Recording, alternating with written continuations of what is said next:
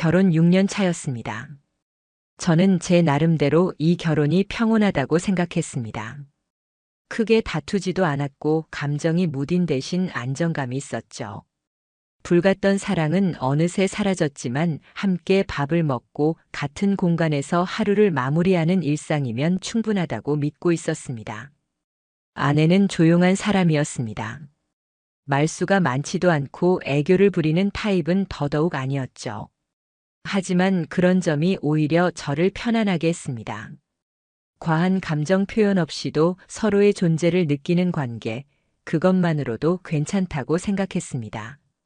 저는 매일 아침 7시에 출근해 밤 8시가 되어야 퇴근하는 직장인이었습니다. 반면 아내는 집에서 콘텐츠 번역 일을 하고 있었기에 하루 대부분을 집 안에서 보냈죠. 그 조용한 공간을 채우는 건 그녀의 손끝에서 나오는 단어들 뿐이었고, 저는 그런 아내를 늘 성실하다고 생각했습니다. 그 평범했던 일상이 어느 주말 오후부터 조금씩 흔들리기 시작했습니다. 그날 거실 소파에 앉아 있던 아내가 핸드폰을 뒤집어 놓고 무언가를 듣고 있는 모습이 눈에 띄었습니다. 처음엔 별 생각 없이 물었습니다. 뭐 듣고 있어? 그녀는 짧게 웃으며 대답했습니다. 요즘 팟캐스트 들어. 사람 사는 이야기 같은 거. 처음엔 이해했습니다. 번역 일을 하면서 스트레스를 받으니 누군가의 이야기를 듣는 게 위안이 될 수 있다고 생각했습니다. 저 역시 야구 하이라이트 영상을 보며 하루를 정리하곤 했으니까요. 그래서 가볍게 넘겼습니다. 그래. 듣고 싶은 거 들어. 요즘 많이 피곤했잖아. 하지만 그 팟캐스트는 뭔가 달랐습니다. 하루 한두 번 듣던 아내는 점점 그 빈도를 늘려갔고 나중엔 식사 중에도 샤워 중에도 이어폰을 꽂고 있었습니다. 그 무언가에 깊이 빠져 있다는 느낌이 들었습니다. 제가 말을 걸어도 건성으로 대답하거나 아예 듣지 못한 척 넘어갈 때가 많아졌습니다. 그러던 어느 날 아내가 실수로 거실 블루투스 스피커에 연결된 채로 재생을 켠 일이 있었습니다. 그때 처음 그 남자의 목소리를 들었습니다. 낮게 깔린 목소리. 무심한 듯 따뜻한 어조. 그리고 무엇보다도 특정한 한 사람에게 속삭이는 듯한 말투. 그건 단순한 방송이 아니라 누군가에게 보내는 편지 같았습니다. 그 사람은 오늘도 퇴근하고 나면 소파에 쓰러지듯 앉아 숨만 쉴 거예요. 일하느라 고생했단 말 한마디 없이 그냥 조용히 피곤하다고 생각하겠죠. 그걸 지켜보는 나는 지쳐요. 진심으로. 그 말을 듣는 순간 등줄기에 서늘함이 느껴졌습니다. 너무 익숙했습니다. 퇴근 후 소파에 눕는 건 저였고 그 모습을 바라보는 건 아내였습니다. 그저 우연일 수 있겠다고 애써 넘겼지만 이상하다는 감정은 지워지지 않았습니다. 며칠 후 아내는 외출을 했습니다. 클라이언트랑 대면 미팅이 있어서 잠깐 나갔다 올게. 그녀의 말에 의심은 없었습니다. 번역 일을 하다 보면 직접 만나는 일도 있었고 평소에도 종종 외출하곤 했으니까요. 그런데 그날 저녁 돌아온 아내의 모습이 조금 달랐습니다. 익숙하지 않은 향수 냄새, 깔끔하게 정리된 머리카락, 평소보다 섬세하게 그려진 메이크업. 작은 변화였지만 묘하게 마음에 걸렸습니다. 단순한 미팅치고는 지나치게 신경 쓴 느낌이 들었죠. 그날 밤 아내가 샤워를 하러 간 사이 소파 위에 놓인 그녀의 핸드폰에 팟캐스트 알람이 떴습니다. 별다른 의도는 없었습니다. 순간적인 궁금증에 알람을 눌러 재생 버튼을 터치했습니다. 그리고 그 남자의 목소리가 다시 흘러나왔습니다. 익숙했습니다. 어디선가 분명히 본 사람 같았습니다. 에피소드 설명란에 적힌 인스타그램 링크를 눌러봤습니다. 그리고 거기서 그의 얼굴을 확인했습니다. 그 남자. 2달 전 아내가 클라이언트라며 저와의 약속을 미루고 만난 사람. 제가 멀찍이서 아내가 차에 타는 모습을 본 적이 있었습니다. 조수석에 타기 전 아내는 그와 가볍게 웃으며 인사를 나누고 있었죠. 그 장면이 머릿속에 또렷이 남아 있었고 지금 그 남자의 얼굴과 정확히 겹쳤습니다. 그 사람이 만든 방송을 아내는 하루도 빠짐없이 듣고 있었던 겁니다. 그것도 단순한 팬처럼이 아니라 마치 누군가의 하루를 기다리듯이. 그날 이후 저는 아내의 행동을 유심히 지켜보기 시작했습니다. 그녀는 여전히 방송을 들으며 웃었고 어떤 날은 방송이 끝나자마자 휴대폰을 들고 누군가에게 메시지를 보내는 모습도 보였습니다. 그 표정에는 분명히 미소가 있었고 저는 그 미소가 더 이상 제게서 비롯된 것이 아님을 깨달았습니다. 주말 저녁 저는 맥주 한 캔을 들고 거실에 앉아 있었습니다. 아내는 이미 잠든 줄 알았고 안방은 불이 꺼져 있었죠. 그런데 새벽 1시가 가까워질 무렵 안방 문틈으로 희미한 불빛이 새어나왔습니다. 조심스레 다가가 문틈을 들여다봤습니다. 아내는 침대에 앉아 이어폰을 꽂고 휴대폰 화면을 바라보고 있었습니다. 그 화면엔 생방송 중인 그 남자의 얼굴이 있었고 실시간 채팅창에 아내의 닉네임이 보였습니다. 오늘 그 멘트 듣고 정말 눈물이 났어요. 마음이 따뜻해졌어요. 그 남자는 아내의 닉네임을 언급하며 답했습니다. 아, 땡땡님. 항상 고마워요. 댓글 덕분에 저도 힘나요. 그 장면을 보는 순간 몸이 얼어붙었습니다. 이건 단순한 팬과 방송인의 관계가 아니었습니다. 그들 사이에는 저만 모르는 친밀함이 존재하고 있었습니다. 그것이 육체적인 관계인지는 알 수 없었습니다. 하지만 감정은 이미 너무 깊이 얽혀 있었죠.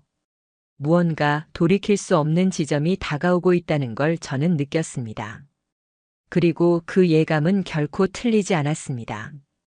그날 새벽 아내의 닉네임을 불러준 그 남자의 목소리가 귓가에 맴돌았습니다. 저는 꼼짝도 할 수 없었습니다.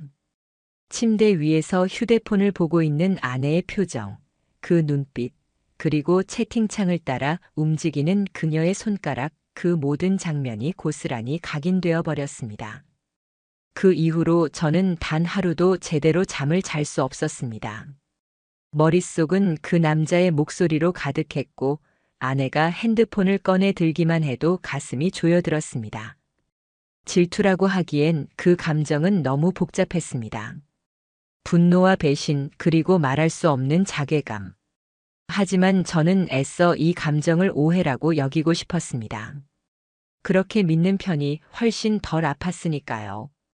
아내가 외로웠을 수 있다고 단지 위로받고 싶었던 것뿐이라고 아직 선을 넘은 건 아닐 거라고 스스로를 다독이려 애썼습니다. 그러나 현실은 그런 제 착각을 무참히 짓밟았습니다. 며칠 뒤부터 아내는 눈에 띄게 변해갔습니다. 제가 퇴근해 집에 들어서면 거실에 불은 꺼져 있었고 따뜻한 국이나 밥 냄새는 더 이상 나지 않았습니다. 대신 침실 커튼은 꼭 닫혀 있었고 아내는 이어폰을 낀 채 노트북 앞에 앉아 있었습니다. 제가 왜 이렇게 어두워? 라고 물으면 고개를 끄덕일 뿐 대답조차 하지 않았습니다. 아, 이 집이 이젠 나를 반기지 않는구나. 그 생각이 들었을 때 제 존재가 이 공간에서 얼마나 투명해졌는지 절감했습니다. 제가 하루 종일 회사에서 지쳐 돌아와도 아내는 더 이상 저를 기다리지 않았습니다. 아니, 아예 신경조차 쓰지 않는다는 느낌이었습니다. 그러던 어느 날 퇴근길에 문득 아내에게 문자를 보냈습니다. 오늘 저녁 같이 먹을래? 하지만 답은 오지 않았습니다. 전화를 걸어도 받지 않았고 집에 도착했을 때 아내는 없었습니다. 그 순간 알 수 없는 불안감이 밀려왔습니다. 그녀는 어디에 있는 걸까? 누구와 함께 있는 걸까? 사람은 이상하게 감정이 앞설 때 논리라는 걸 만들어내더군요. 저는 스스로를 설득했습니다. 친구를 만난 거겠지. 바람 쐬고 싶었겠지. 괜한 걱정이야. 그렇게 생각하면서도 한편으로는 그녀의 에코백을 떠올렸습니다. 출근할 때나 외출할 때 늘 들고 다니는 그 가방. 저는 서랍 속에 넣어두었던 작은 블루투스 트래커를 꺼내 들었습니다. 사실 이건 반려동물 위치 확인용으로 산 것이었지만 사용하지 않고 방치돼 있었죠. 그 순간 저는 그걸 아내의 가방 속에 몰래 넣었습니다. 그리고 그날 밤 아내는 말했습니다. 잠깐 나갔다 올게. 바람도 쐴 겸. 저는 고개를 끄덕이며 평온한 얼굴을 했지만 속으로는 실시간으로 트래커 앱을 확인하고 있었습니다. 그녀의 움직임을 손안에서 따라가고 있다는 사실에 왠지 모르게 허탈한 기분이 들었습니다. 30분쯤 지났을 때 아내의 위치가 멈췄습니다. 지도상으로는 조용한 주택가 한복판이었고 그곳엔 작은 녹음실이 있었습니다. 익숙한 이름. 바로 그 남자가 운영하는 팟캐스트 스튜디오였습니다. 그 순간 모든 게 연결됐습니다. 팟캐스트, 외출, 미팅, 이어폰, 웃음, 무반응. 어두운 집 그 모든 조각들이 그 녀석을 중심으로 하나의 선으로 이어졌습니다. 저는 당장 달려가고 싶었습니다. 문을 열고 그들을 마주보고 소리치고 싶었습니다. 하지만 그럴 수 없었습니다. 아무 증거도 없이 들이닥쳤다가는 오히려 제가 이상한 사람 취급을 받을 수도 있으니까요. 대신 저는 기다리기로 했습니다. 기록을 남기고 더 명확한 증거를 확보하기로 했습니다. 냉정을 유지하자. 이왕 깨질 관계라면 확실히 끝장을 보자. 며칠 후 또다시 아내는 같은 시간에 외출을 했고 저는 택시를 타고 그 위치로 몰래 따라갔습니다. 도착하니 그녀는 그 스튜디오 앞에 서 있었습니다.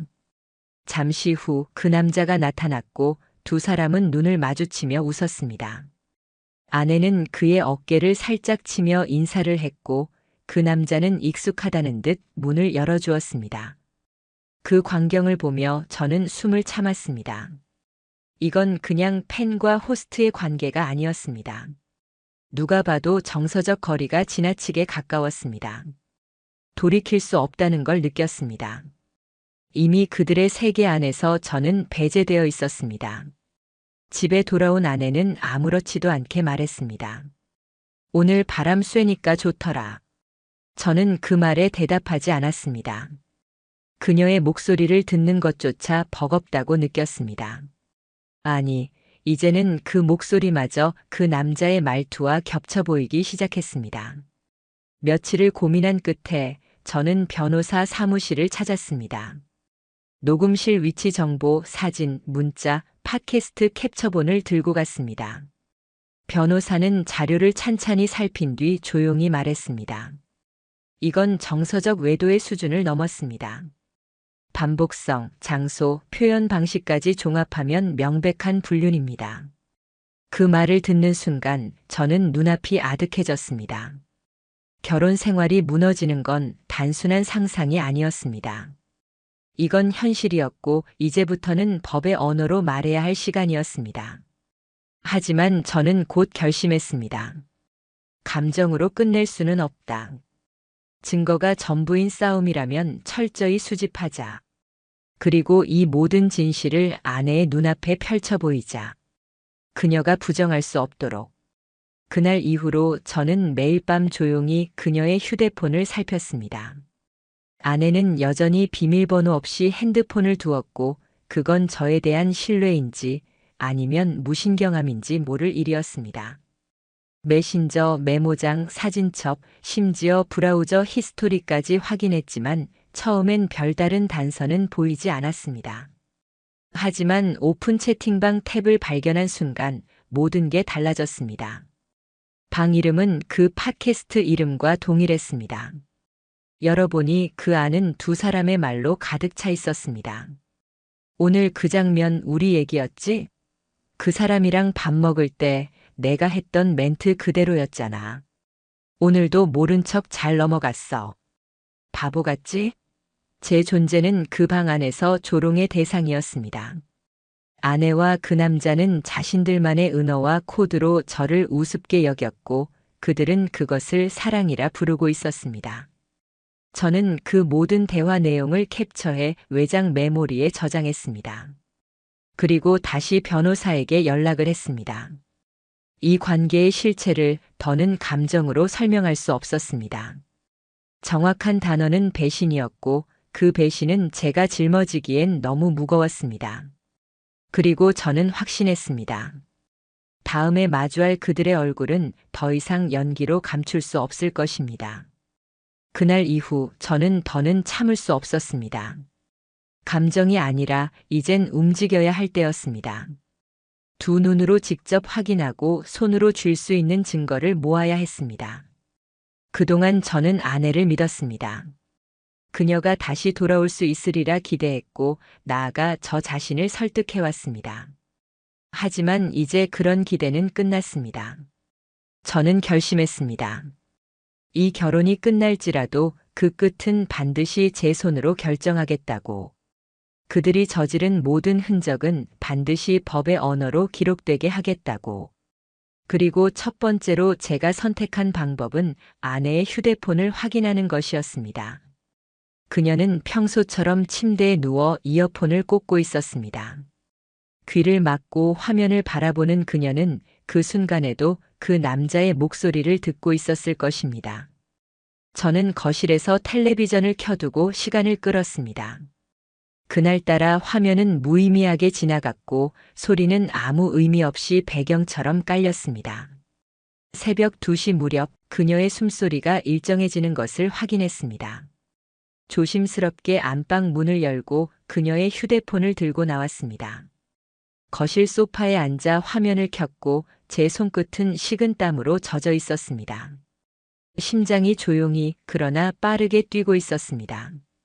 전화, 문자, 카카오톡, 인스타그램 DM, 메모장, 사진첩 모두 꼼꼼히 확인했습니다.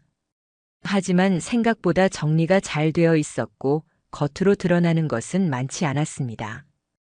그 순간 문득 카카오톡의 오픈 채팅 탭이 떠올랐습니다. 그녀가 이전에 그 남자와 채팅한 공간이었습니다. 탭을 누른 순간 낯익은 방 이름이 다시 눈에 들어왔습니다.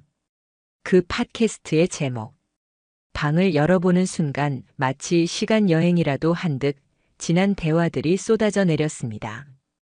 오늘 목소리 진짜 미쳤다. 들으면서 심장이 멈추는 줄 알았어. 그 장면에서 했던 말, 우리 얘기였지? 당신이 내 이름 불러주는 순간 세상이 멈춘 느낌이었어. 눈앞이 캄캄해졌습니다. 그 안엔 저를 두고 나눈 비아냥도 있었습니다. 그 사람은 아직도 눈치 못 챘어? 어차피 마음은 떠났잖아. 몸이 남아있든 말든. 그 방은 불륜의 기록이었습니다. 은어와 감정을 곱게 포장한 단어들이었지만 저는 그 아래에 숨겨진 본심을 읽을 수 있었습니다. 그 순간 참았던 눈물이 흘렀습니다. 저는 고개를 들고 거실 천장을 바라봤습니다. 너무 많은 장면들이 떠올랐습니다. 결혼식 날 아내가 제게 건넨 미소, 이사 첫날 먹었던 배달 피자, 눈 내리던 밤같이 걷던 길 그 모든 게 다 거짓이었단 말입니까? 저는 그 채팅방의 모든 내용을 캡처했습니다. 그리고 외장 USB에 정리해 담았습니다. 이제는 되돌릴 수 없는 강을 건넜습니다. 다음 날 저는 변호사 사무실로 향했습니다. 상담을 도와줬던 변호사는 자료를 꼼꼼히 읽은 뒤 고개를 끄덕였습니다. 지금 단계에서는 민사 중심으로 가시는 게 좋겠습니다. 상간남 위자료 청구는 무조건 가능합니다. 이제부터는 준비의 시간. 저는 더 많은 증거를 모으기 시작했습니다. 그중 하나는 방송 녹취였습니다. 그 남자가 올린 팟캐스트 방송을 전부 다운로드해 보관했고 각 회차의 주요 멘트를 정리했습니다.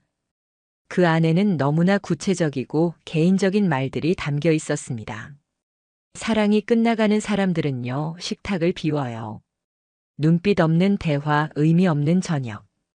사실 그건 이별의 예고죠. 그 멘트가 나간 방송은 아내가 저와 마지막으로 함께 저녁을 먹던 날 업로드된 것이었습니다. 그날 그녀는 저와 마주 앉아 아무 말 없이 밥을 먹고 끝나자마자 조용히 방으로 들어가 버렸습니다. 그 장면이 방송 멘트 속의 장면과 정확히 겹쳤습니다. 그 남자는 방송을 통해 아내에게 메시지를 보내고 있었던 겁니다. 아내는 매일같이 그 메시지를 받아들이고 있었고요. 며칠 후 택배 하나가 도착했습니다. 아내가 주문한 소형 마이크, 고정 거치대, 그리고 스튜디오 녹음 가이드북이 들어 있었습니다. 순간적으로 등골이 서늘해졌습니다. 이제는 단순히 듣는 걸 넘어 그녀가 그 방송에 출연하려 하고 있다는 걸 직감했습니다. 저는 마지막 단서를 찾기 위해 결심했습니다. 그 녹음실에 직접 들어가 보기로. 예약자 행세를 해서 그 내부를 확인해 보기로 말이죠. 스튜디오 예약은 생각보다 쉬웠습니다. 사이트에 들어가 이름과 시간을 적으면 끝이었습니다. 저는 녹음 체험을 하고 싶다고 적었습니다. 예약한 날 저는 차분하게 그곳을 찾았습니다. 정면에서 마주한 건물은 낡았지만 깔끔했고 외관보다 내부가 훨씬 정리돼 있었습니다. 직원이 저를 안내해 녹음실 안으로 데려갔고 그곳에서 저는 익숙한 장면을 마주했습니다. 벽에는 폴라로이드 사진 몇 장이 붙어 있었고 그중 두 사람이 나란히 웃고 있는 사진도 있었습니다. 분명히 아내였습니다. 그 남자의 어깨에 기대어 웃고 있는 아내. 설명을 듣는 척하며 저는 조용히 사진을 찍었습니다. 그리고 내부를 구석구석 눈에 담았습니다. 그날 돌아오는 길. 저는 아무 말도 하지 않았습니다. 오히려 마음이 고요해졌습니다. 모든 조각이 맞춰졌습니다. 이제는 이 퍼즐을 누군가에게 보여줄 시간만 남았습니다. 그 누군가가 아내든 법원이든 상관없었습니다. 그들은 이제 피할 수 없습니다. 제가 모은 증거는 말보다 강했고 거짓보다 단단했습니다. 곧 그들을 정면으로 마주할 날이 올 것입니다. 그리고 그날 저는 그 누구보다 차분한 얼굴로 앉아 있을 것입니다. 그날을 기다리며 저는 하나씩 준비를 마쳐갔습니다. 소송을 시작하기로 결심한 날 밤 저는 아주 이상하게도 마음이 가벼웠습니다. 누구에게도 연기하지 않아도 된다는 게 이렇게 편안한 일이었는지 그제야 알았습니다. 더는 모르는 척 웃지 않아도 됐고 더는 질투심이라며 제 감정을 감추지 않아도 됐습니다. 저는 피해자였습니다. 누군가의 욕망과 자기 위안 속에서 조용히 망가져가던 사람. 그리고 이제 그 사실을 있는 그대로 보여줄 차례였습니다. 변호사는 신속하게 움직였습니다. 상간남의 주소지를 확인했고 불륜 증거 자료와 함께 위자료 소장을 정식으로 송달했습니다. 청구 금액은 3천만 원. 하지만 돈은 중요하지 않았습니다. 저는 그 문서를 통해 그에게 말하고 싶었습니다. 당신이 망가뜨린 건 단지 한 남자의 일상이 아니라 믿음이었고 기억이었고 한 사람의 존엄이었다고. 이틀 뒤 아내의 태도가 확연히 달라졌습니다. 그전까지 저와 눈도 잘 마주치지 않던 사람이 그날따라 저녁을 차려주며 묻더군요. 요즘 무슨 일 있어? 요즘 이상해 보여서. 저는 말없이 고개만 저었습니다. 그녀는 조금 더 다가와 말을 이었습니다. 힘든 일 있으면 말해. 도와줄 수 있는 거 있으면 내가 그 말이 끝나기도 전에 저는 속으로 웃고 있었습니다. 이제 와서 갑자기 따뜻한 척이라니. 이미 소장이 그의 손에 닿았겠구나. 모든 퍼즐이 그렇게 또 하나 맞춰졌습니다. 며칠 후 아내는 다시 말했습니다. 내일 녹음이 있어서 잠깐 다녀올게. 저는 아무렇지 않게 대답했습니다. 그래. 조심히 다녀와. 그녀가 나간 뒤 저는 천천히 준비했습니다. 휴대폰, 카메라, 노트, 녹음된 증거. 그리고 마지막으로 오늘을 위한 인내심. 30분 후 저는 아내의 뒤를 밟아 녹음실이 위치한 동네로 향했습니다. 그 건물 근처의 작은 카페. 창문에서 정확히 보이는 각도로 자리를 잡았고 곧 아내가 모습을 드러냈습니다.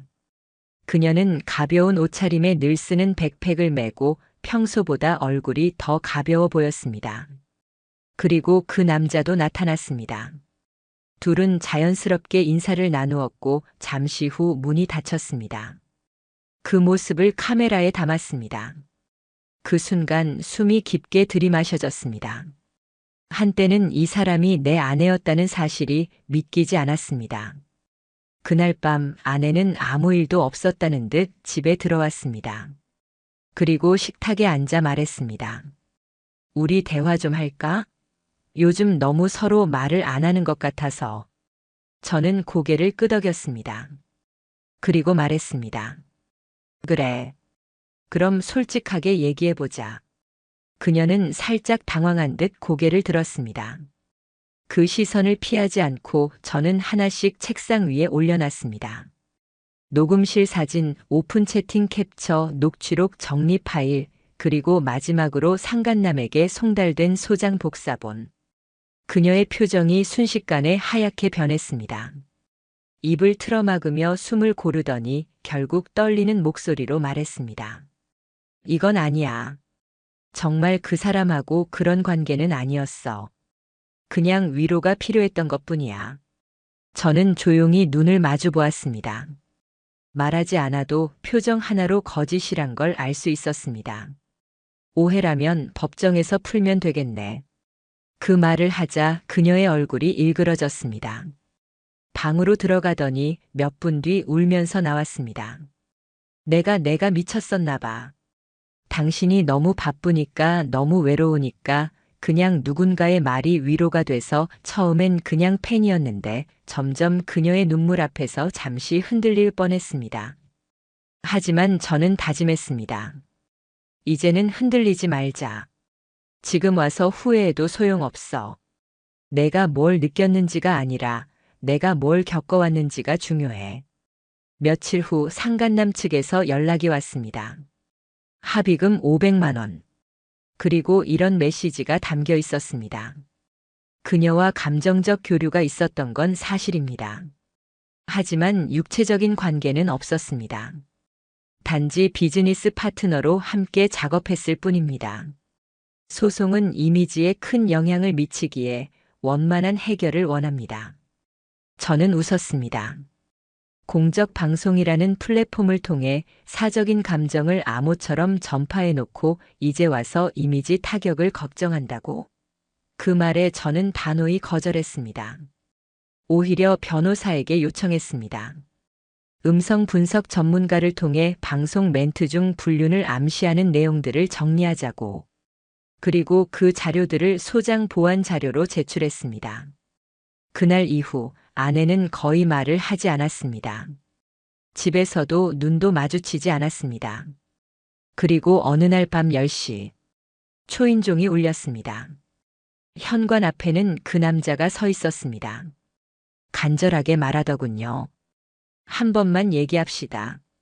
진짜 이건 오해예요. 이렇게 끝내면 안 됩니다. 저는 문을 열지 않았습니다. 그 목소리를 다시 듣는 것만으로도 속이 뒤틀렸습니다. 아내는 방 안에서 벌벌 떨며 문 뒤에 서 있었습니다. 그녀는 아무 말도 하지 않았고 그도 결국 포기하고 돌아갔습니다. 다음 날 저는 아파트 관리사무소에 요청했습니다. 그 남자의 접근 금지 요청서를 정식 제출했고 접근 시 경고 조치를 취해달라고 했습니다. 이제 그들의 감정놀이는 법과 기록이라는 현실 앞에서 부서지기 시작했습니다. 감정에 기반한 판타지는 현실에 취약하다는 걸 그들도 뼈저리게 느끼고 있을 겁니다. 그리고 저는 차분하게 다음을 준비했습니다. 이제 끝을 정리할 시간. 가장 치명적인 타이밍을 선택할 사람은 이제 저였습니다. 상간남 소송은 생각보다 빠르게 전개됐습니다. 그는 변호인을 선임했고 곧 정식 변론 기일이 잡혔습니다. 법원에 제출된 자료는 수십 장에 달했습니다. 그 안엔 제가 수집한 팟캐스트 방송 녹취록, 오픈 채팅 대화 캡처, 녹음실 출입 CCTV, 그리고 그들이 주고받은 특정 방송 멘트와 당일자 메시지 기록이 나란히 정리되어 있었습니다. 재판이 시작되던 날 저는 차분하게 법정에 앉았습니다. 머릿속은 고요했습니다. 가슴 한편에 남아있던 울분은 이미 정리된 채 이제는 그저 기록의 시간을 기다리고 있었습니다. 그 남자는 나타났습니다. 정장을 입고 고개를 숙이며 들어온 그의 얼굴은 초췌해 보였습니다. 그의 변호인은 이 사건은 명백한 사적 감정의 과장일 뿐 실제 혼인 파탄에 이르렀다고 보기는 어렵다고 주장했습니다. 하지만 제 변호사는 준비된 자료를 하나씩 제시했습니다. 첫 번째 증거는 방송 멘트와 사적 대화의 연결성이었습니다. 그녀는 항상 눈으로 말합니다. 남편은 그 눈을 읽지 못했겠죠. 하지만 저는 느낄 수 있었어요. 이 멘트가 포함된 에피소드의 방송 날짜는 그 남자가 아내와 나란히 녹음실을 출입한 날과 동일했습니다. 다음 증거는 오픈 채팅 속 메시지였습니다. 오늘 그 말 방송에서 그대로 해줘서 고마워.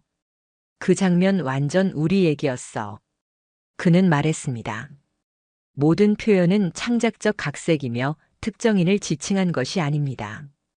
그러나 판사는 물었습니다. 창작이라면 왜 대화와 방송 내용이 이토록 정확하게 일치하나? 그는 더 이상 답하지 못했습니다. 재판은 그렇게 흘렀습니다. 자료 위에 자료가 쌓였고 그의 침묵은 책임으로 바뀌었습니다. 재판부는 명확하게 말했습니다. 상간남은 혼인 관계가 유지 중인 여성과 정서적으로 과도하게 얽힌 관계를 지속하였고 그 감정을 방송이라는 공공 매체를 통해 암시적으로 노출시켜 원고의 정신적 고통을 가중시켰습니다. 판결 상간남은 피고에게 위자료 2,500만 원을 지급할 것. 청구액보다 약간 낮았지만 그보다 더 큰 건 판결문에 새겨진 문장이었습니다. 그것이 그의 사회적 낙인이 될 거란 걸 저는 알고 있었습니다. 며칠 후 그의 팟캐스트 채널은 비공개로 전환됐습니다. 수백 개의 에피소드는 모두 내려졌고 소셜 계정은 삭제됐습니다. 그가 운영하던 유튜브 댓글엔 이런 말들이 남겨졌습니다. 불륜 방송 잘 들었습니다. 마이크로 도덕을 팔던 사람이었네. 그 목소리 이젠 들으면 토할 것 같아요. 이미 세상은 알게 됐습니다. 그가 한 짓을 그리고 어떤 결과를 맞이했는지를요. 누군가는 말하더군요. 지방으로 내려갔다더라. 라디오 스태프로라도 취직해보려고. 하지만 전 더 이상 관심이 없었습니다. 어디서 뭘 하든 그의 이름은 이제 영원히 한 줄 낙인처럼 남을 테니까요. 이제 아내와의 일이 남아 있었습니다. 판결 며칠 후 그녀는 조용히 제게 다가와 무릎을 꿇었습니다. 잘못했어. 제발 한 번만 기회를 줘. 정말 미쳤었나 봐. 그 말에 저는 아무런 감정도 느끼지 못했습니다. 눈물도 떨림도 동정도 없었습니다. 너는 내 감정을 한 번이라도 물어본 적 있어? 내가 얼마나 참았는지 알아? 그녀는 말했습니다. 당신은 날 이해하지 않았어. 당신은 늘 일에만 빠져 있었고 나는 점점 사라지고 있었어. 그 사람은 나를 존재처럼 대해줬어. 그 말을 듣는 순간 저는 확신했습니다. 그녀는 후회하는 게 아니라 들통난 걸 두려워하는 중이라는 걸요. 저는 이혼 서류를 꺼내 들었습니다. 그녀는 아무 말 없이 한참을 바라보았습니다. 그리고 결국 서명했습니다. 짐을 싸서 나가는 그녀는 말했습니다. 나는 진심이었어. 너한테 미안해. 하지만 그 말은 아무 의미도 없었습니다. 이미 모든 진심은 깨졌고 그 조각들은 되돌릴 수 없었으니까요. 그렇게 그녀는 떠났습니다. 남은 건 저 혼자였습니다. 몇 달 후 저는 완전히 새로운 동네로 이사했습니다. 직장도 바꿨고 모든 물건과 습관도 정리했습니다. 무엇보다도 제 삶에서 거짓과 위선, 그리고 기억의 잔재는 하나도 남기지 않았습니다. 어느 날 포털 실시간 검색어에 익숙한 이름이 떠올랐습니다. 한때 불륜 논란에 휘말렸던 전직 진행자 A씨, 방송 복귀 시도 중 그 뉴스의 댓글창엔 또 이런 말이 가득했습니다. 복귀? 아직도 목소리로 장난칠 자격 있다고 생각하나? 그 목소리 들으면 피곤해져요. 이제는. 그걸 보며 저는 조용히 웃었습니다. 그들은 지금 자기가 뿌린 씨를 수확하고 있는 중이니까요. 저는요, 이제 팟캐스트를 켜지도 않습니다. TV 소리도 줄였습니다. 어쩌면 이 조용한 집이 가장 큰 위로인지도 모르겠습니다. 그리고 저는 매일 스스로 다짐합니다. 다신 나 자신을 버리면서까지 누군가를 지키지 않겠다. 이제 제 삶의 중심엔 오직 나만 있습니다.